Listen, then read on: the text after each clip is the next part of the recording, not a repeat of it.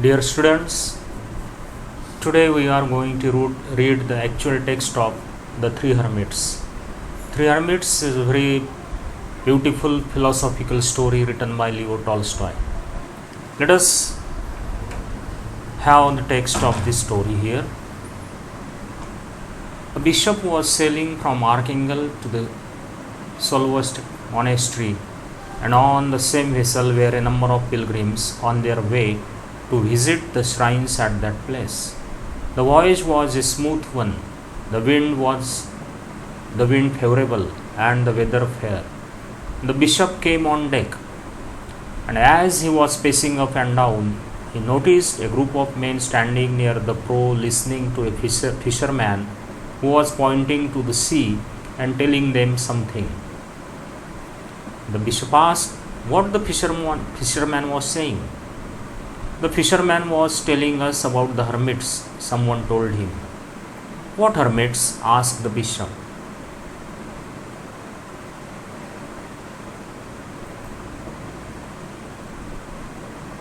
Why, that little island you can just see over there, answered the man, pointing to a spot ahead and a little to the right.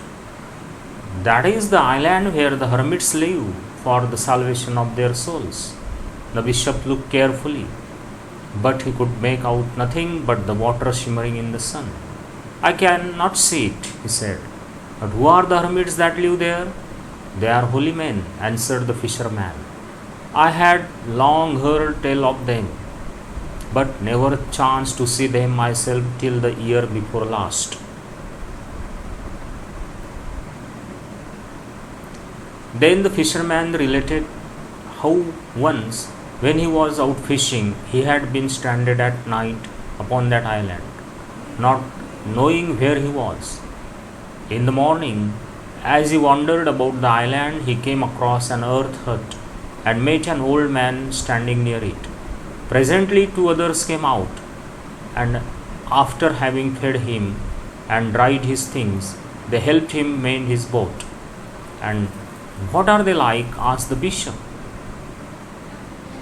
One is a small man and his back is bent. He wears a priest's cassock and is very old. He must be more than 100. He is so old that the white of his beard is taking a greenish tinge, but he is always smiling, and his face is as bright as an angel's from heaven. The second is taller, but he also is very old. He wears a tattered peasant coat. His beard is broad, of a yellowish grey color. He is a strong man. Before I had time to help him, he turned my boat over as if it were only a pail. He too is kindly and cheerful. The third is tall and has a beard as white as snow which reaches to his knees. He is stern looking, with overhanging eyebrows, and he wears nothing but a mat tied around his waist. And what did they say to you? Asked the bishop.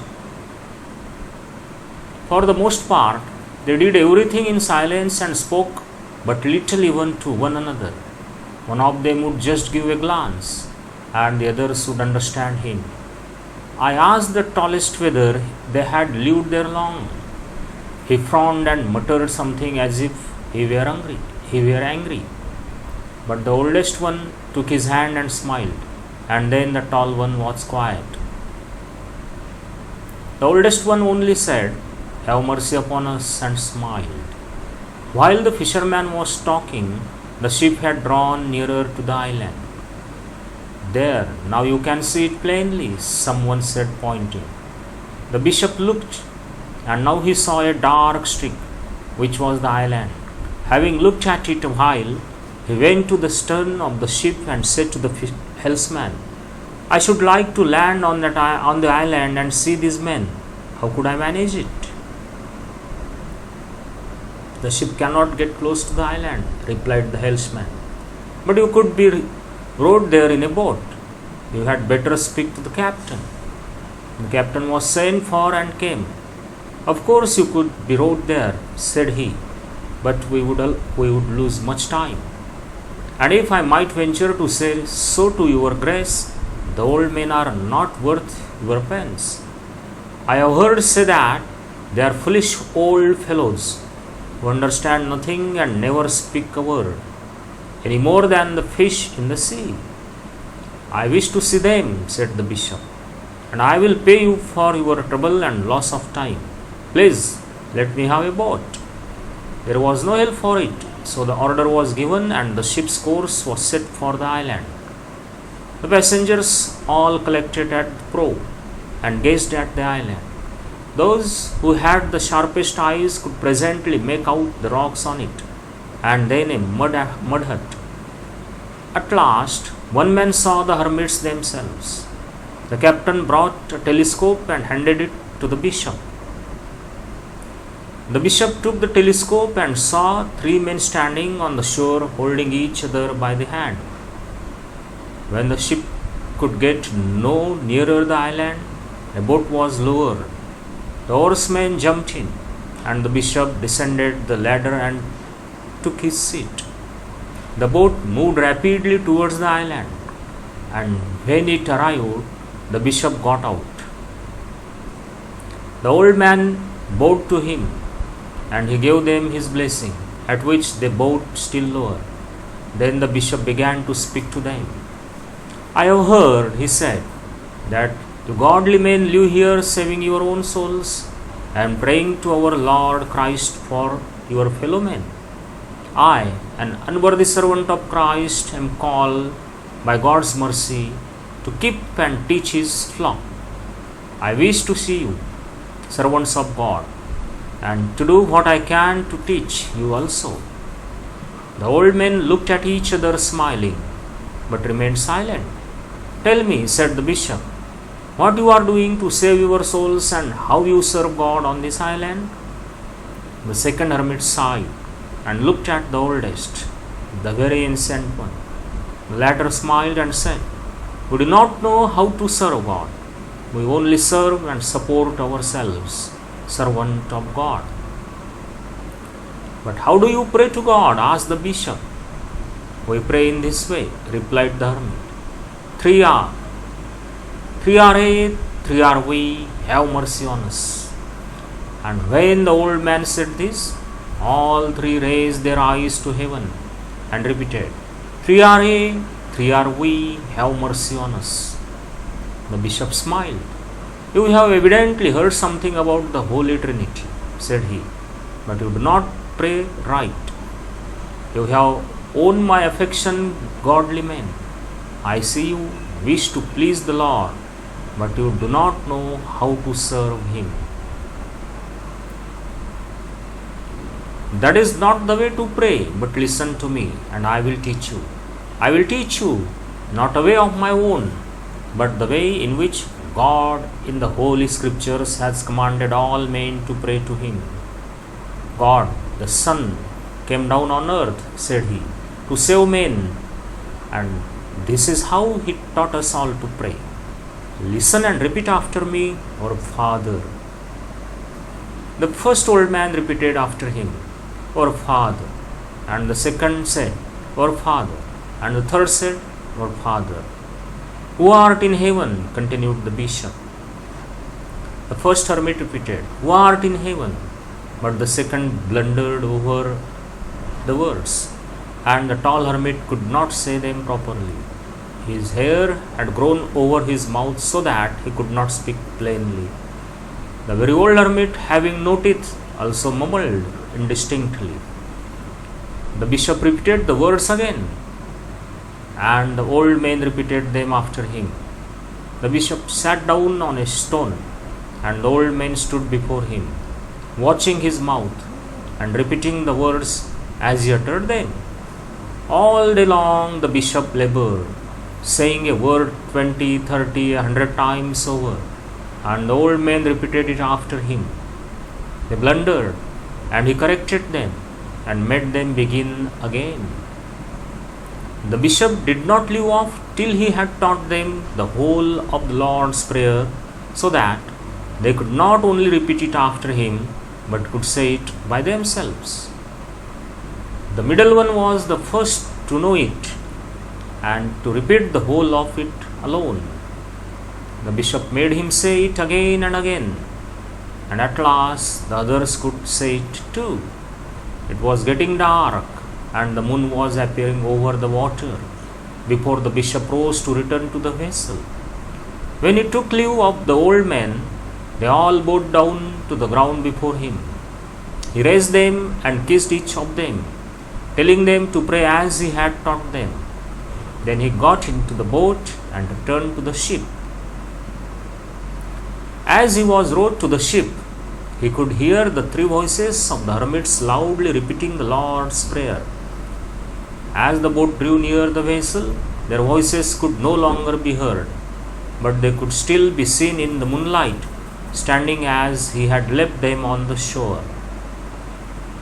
As soon as the bishop had reached the vessel and got on board, the anchor was weighed and the sails unfurled. The wind filled them and the ship sailed away, and the bishop took a seat in the stern and watched the island they had left. For a time he could still see the hermits, but presently they disappeared from sight, though the island was still visible. At last it too vanished, and only the sea was to be seen, rippling in the moonlight. The pilgrims lay down to sleep, and all was quiet on deck. The bishop did not wish to sleep, but sat alone at the stern, gazing at the sea where the island was no longer visible, and thinking of the good old men. He thought how pleased they had been to learn the Lord's Prayer, and he thanked God for having sent him to teach and help such godly men. The moonlight flickered before his eyes, sparkling, now here, now there, upon the waves. Suddenly, he saw something white and shining on the bright path which the moon cast across the sea. Was it a seagull or the little gleaming sail of some small boat? The bishop fixed his eyes on it, wondering. It must be a boat sailing after us, thought he. But it is overtaking us very rapidly. It was far, far away a minute ago, but now it is much nearer. It cannot be a boat, for I can see no sail, but whatever it may be, it is following us and catching up with us. He could not make out what it was. It was not a boat or a bird or a fish. It was too large to be a man, and besides, a man could not be out there in the middle of the sea.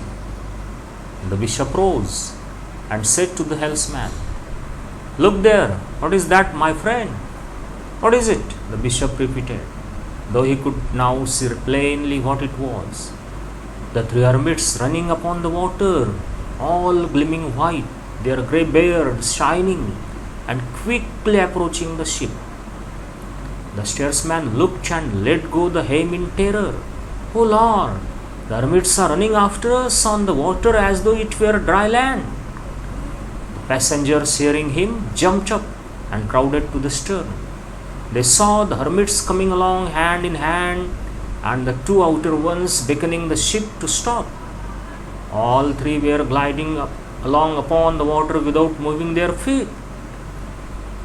Before the ship could be stopped, the hermits had reached it, and raising their heads, all three, as with one voice, began to say, "We have forgotten your teaching, servant of God." As long as we kept repeating it, we remember. But when we stopped saying it for a time, a word dropped out, and now it has all gone. We can remember nothing of it. Teach us again. The bishop crossed himself, and leaning over the ship's side said, "Your own prayer will reach the Lord, men of God. It is not for me to teach you. Pray for us sinners." Then the bishop bowed low before the old men, and they turned and went back across the sea. And a light shone until daybreak on the spot where they were lost to sight.